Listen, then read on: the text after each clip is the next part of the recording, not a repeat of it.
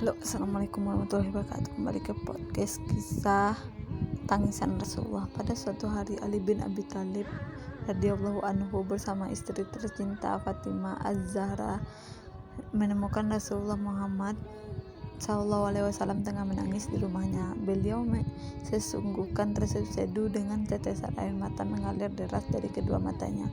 Hal ini pertanda ada sesuatu kesedihan yang teramat dalam dan mengusik ketentraman batinnya, menyentuh sanubari kemanusiaannya yang jauh terpendam. Melihat pemandangan yang mengharukan tersebut, Sayyidina Ali berusaha menghibur ia, berkata kepada Rasulullah yang juga ayah mertua, sahabat dan kekasihnya, "Hentikan tangismu wahai Rasulullah, biar ayah dan bundaku menjadi tebusan atas ratap tangismu. Wahai kekasihku, apa gerangan yang menyebabkan air mata harus menetes dari sumbernya? Ceritakan wahai junjungan seluruh alam." Dengan sedikit terbata-bata di sela tangis yang belum reda, Rasulullah menceritakan sebab tangisnya. "Wahai Ali, aku menangis karena teringat dengan pengalaman yang aku alami pada malam Isra, yaitu ketika Allah memperlihatkan kepadaku beberapa gambaran kaum wanita dari umatku. Pada malam Isra tersebut aku lihat mereka tengah disiksa dalam neraka jahanam dengan bermacam-macam azab siksa yang ditimpakan. Aku menangis karena azab itu demikian dahsyat dan pedih dan tak pernah terbayangkan sebelumnya.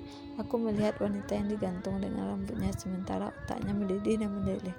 Aku juga melihat wanita digantung lidahnya dan air mendidih dituangkan ke dalam mulutnya. Kemudian wanita yang diikat kedua kaki ke buah dadanya. Ada pula wanita diikat kedua tangan sampai tengkuk atau ubun-ubunnya. Wanita tersebut diserahkan oleh Allah kepada sekawanan ular dan kalajengking untuk memangsanya. Ada pula wanita yang digantung dengan kedua payudaranya.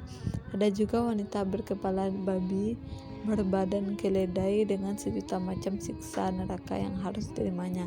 Terakhir aku melihat wanita berwajah anjing dan serigala dengan api neraka dijejalkan dari mulut dan tembus sampai duburnya. Sementara malaikat-malaikat penyiksa menghantam mereka dari kapak yang terbuat dari api neraka.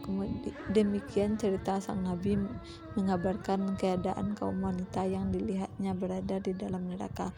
Bulu kuduk Sayyidah Fatimah Az-Zahra berdiri merinding mendengar penuturan ayahanda soal nasib kaum wanita.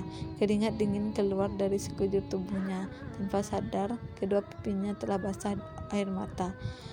Dia bangkit dan bertanya, "Wahai ayahanda tersayang, pelipurlah aku kegembiraan mata hatiku. Amal apa yang telah dilakukan wanita-wanita tersebut sehingga demikian berat dan dahsyat siksa yang mereka terima sebagai balasan?" Perlahan-lahan Rasulullah SAW menjelaskan penyebab dari siksa wanita yang ada di neraka jahanam itu. Katanya, "Fatimah putriku, wanita yang digantung rambutnya adalah wanita yang tidak menutup aurat dan rambutnya diperlihatkan dengan tidak berbusana muslimah atau berjilbab dari pria lain yang bukan muhrimnya, membiarkan rambutnya terurai dipermainkan angin dan merelakan dipandang siapapun. Wanita yang digantung lidahnya adalah wanita yang menyakiti hati suaminya dengan kata-kata kasar, mulutnya keji dengan kata-kata yang keluar dari kontrol akal dan hati nurani. Wanita yang digantung payudaranya yaitu wanita yang selingkuh, mengotori rancangan suaminya, mengkhianati kepercayaan suami, menodai noktah perjanjian ilahi. Adapun wanita yang diikat kedua kaki dan tangannya dengan ular dan kalajengking di sekujur tubuhnya adalah wanita yang tidak mandi junub, mandi besar dari haidnya dan meremehkan sholat. Wanita dengan wujud kepala babi dan berbadan keledai adalah wanita pendusta, perayu, pengumpat dan penggunjing. Sementara wanita yang berbentuk anjing dengan api yang dijejelkan lewat mulut dan keluar melalui dubur adalah wanita-wanita yang suka mengungkit-ungkit kebaikan maupun pemberian dan menghasut provokator. Dimanapun dia menghembuskan angin fitnah dan adu domba, membuat keresahan di masyarakat dengan mencampuri urusan orang lain. Wahai putriku, celakalah wanita-wanita yang durhaka maksiat terhadap suaminya. Di dunia dia akan mendapatkan laknat dan malaikat-malaikat langit malaikat-malaikat bumi, dan juga laknat dari benda-benda yang terkena sinar matahari. Di akhirat dia mendapat siksa neraka. Pada akhirnya seluruh amalnya menjadi sia-sia, tidak berguna. Oleh Kiai Haji Syekh Misbahul Anam At-Tijani.